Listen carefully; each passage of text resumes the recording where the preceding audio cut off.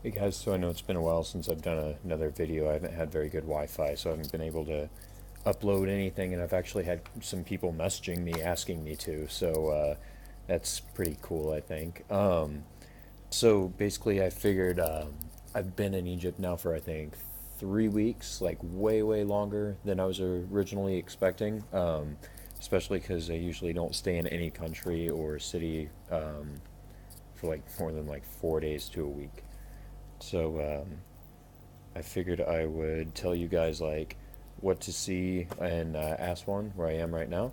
It's basically just like a called like the gateway of to Africa. It's pretty far south of Egypt on the Nile River, and it's really beautiful. So far, I've done the botanical gardens. I've done the museum. I did the uh, the market, Sharia El Souk market. That was really cool. Um, but I just kind of wanted to let you guys know what to expect when you do come to Egypt with the culture and the people and what's happening. So after the revolution and back in 2011, basically tourism has dropped 95%, and that was their main way of like one of their main ways of getting income. So it's been really hard on the people. They don't have money. They don't have ways of making money. I mean, there's outside of my hotel, there's a horse walking around that I guess used to be a carriage horse, and there's no work for him, so his owner just released him, and he just walks around the streets, and it's really kind of hard to see. Also, the Egyptian pound dropped. It lost half of its value 3 months ago. So basically, everyone that had saved money, or they had like their what they went to school for, like their incomes all dropped half, which is like a real shocker. So people are really understandably freaking out.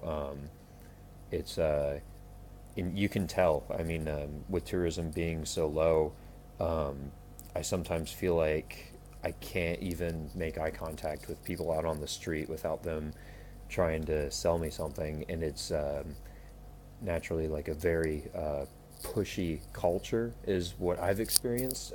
It probably has a lot to do with the fact that there's I mean there's no money, there's no middle class. It's tourism's down, so it's really rare now to see a Westerner walking this far south into Egypt.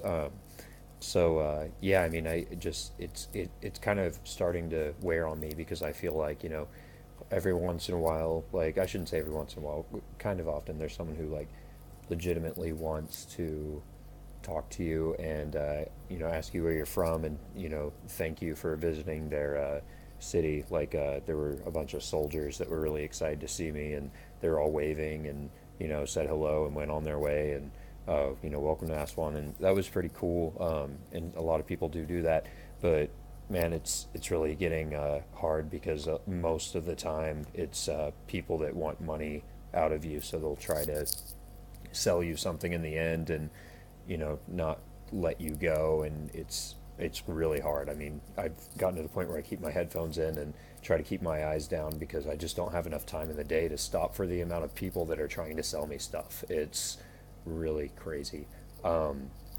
That being said as well, when you are interested in buying something, they've got no problem with trying to get as much out of you as possible. Yesterday I had been traveling all day and I hadn't eaten yet, and so I was really craving some dates because like dates are big down here and they're fresh.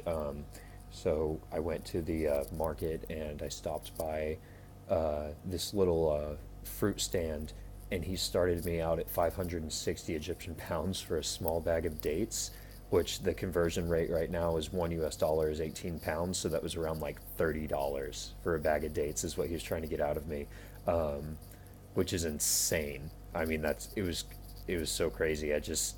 I ended up putting, or as soon as he said that, I ended up trying to walk away. And of course, he comes back and he's like, "Okay, fine, fine, 200 pounds." I was like, "No, man, I'm not paying more than 50 pounds for that bag of dates."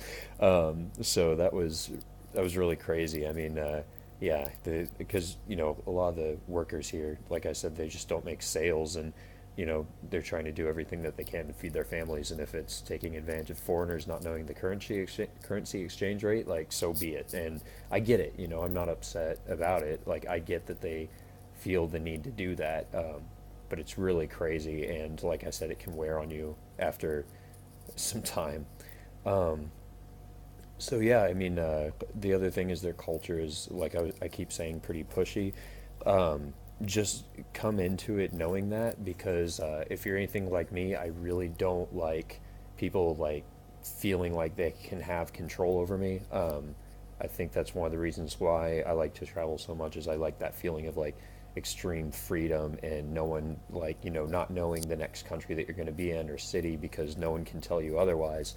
And so it's a hard adjustment for me, and I think my friends back at home, a lot of you can kind of understand that, because you know how I am, with people. For example, if you're waiting on a cup of tea or something, he'll be like, "Oh yeah, no, stand over there, stand there." And you're like, "Dude, I'm fine right here." And they're like, "No, I want you to stand over there, sit in that chair, sit in that chair right there." And it's just, it's gotten to the point where a few times it's been a bit much, and I get irritated, and I think that they can see I'm irritated. Like the one of the guys in this Nubian village, he I think picked up that everyone was pressing me too hard, because I kind of withdrew and excuse me, started to get an attitude with people, and literally telling people, leave me alone. Like, just go away. Just leave me alone. I want to be by myself. Stop, because it's a bit much. And so when you come into that culture, though, again, like, just expect that. I mean, it'll help a lot with, like, not becoming irritable and tired of it. But yeah, the control thing is a very, like, serious issue with me, as far as like me adjusting into that culture. Um, so yeah, I've talked enough. I feel like my voice is starting to go. Um, I wanted to say as well, my friend Ao gave me this book. It's 501 must visit destinations, and it's totally awesome. And I've been using it a lot, so thank you, Ao.